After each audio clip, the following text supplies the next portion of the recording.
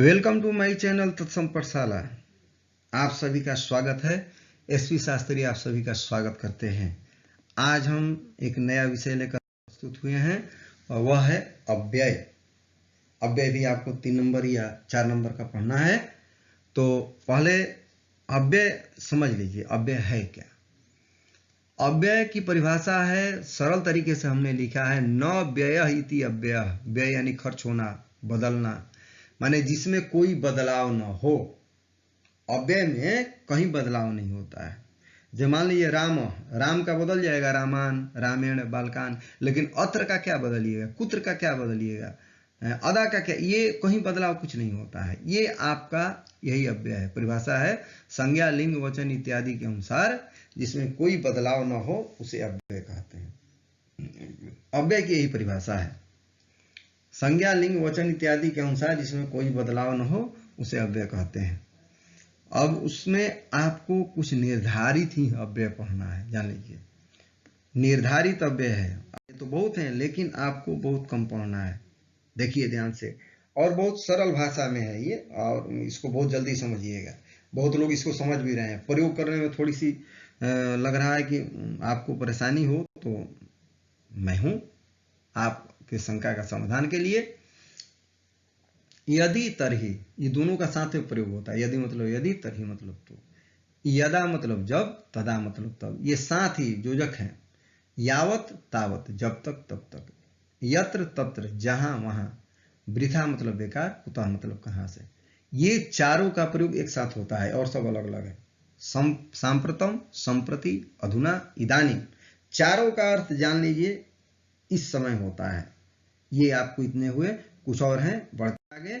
शनैः धीरे, उच्च ही जोर से, कदा कब, कुत्र कहां, इतस्ततः इधर उधर। स्वः आने वाला कल, इसका प्रयोग लेट लकार में होता है, सुधारने में ध्यान रखना है।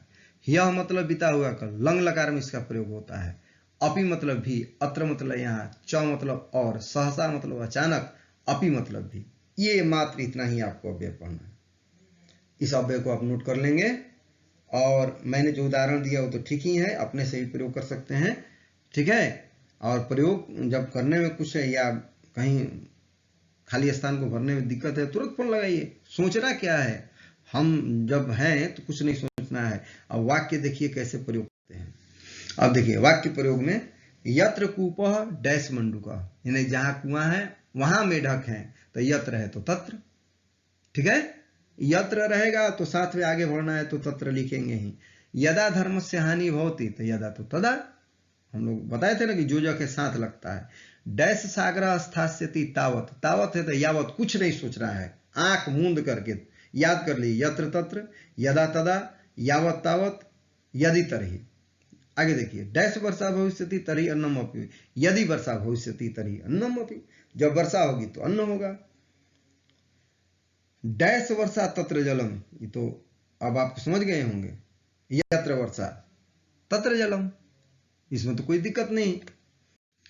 कक्षायाम डैश माबद, अब यहां ध्यान देना है, कक्षा में डैश मत बोलो, तो ऊंचे ही मत बोलो, जोर से मत बोलो। तीनों का अर्थ ध्यान रखिएगा जब अव्यय का ना, तो उसमें आपको कुछ परेशानी नहीं है। मेरी बात को ध्यान से सुनिए, इधर उधर नहीं। जब आप वीडियो खोल लिए हैं तो एक जगह रहिए, मेरे साथ रहिए। हमको लग रहा है कि इधर उधर, ऐसा मत कीजिए। आप मेरे साथ, आपका तारतम्य रहेगा मेरी बातों के साथ, हमको लग रहा है, तो आपको कोई रोक नहीं सकता है। एक ध्यान रखिए, विद्याम बिना जीवनम तब वृथा, इस तरह से वृथा का प्रयोग जो होता है लास्ट में होता है, ध्यान रखिएगा। वृथा कहीं भी होगा, अंत में होगा। जितना उदाहरण आपको दिखाएंगे, ठीक है। वृथा का प्रयोग अंत में। पशवः डैश भ्रमंती, पशवः इतस्ततः, इधर उधर भ्रमण करते हैं। त्वम डैश विद्यालय में गमिष्यसि, तो इसमें देख बताए थे ना कि स्व रहेगा तो भविष्य काल में, तो यहाँ पर स्व लगाएंगे, है ना। भूतकाल रहेगा तो यह, यहाँ गमिष्यसि लेट लकार है, भविष्य काल तो स्व।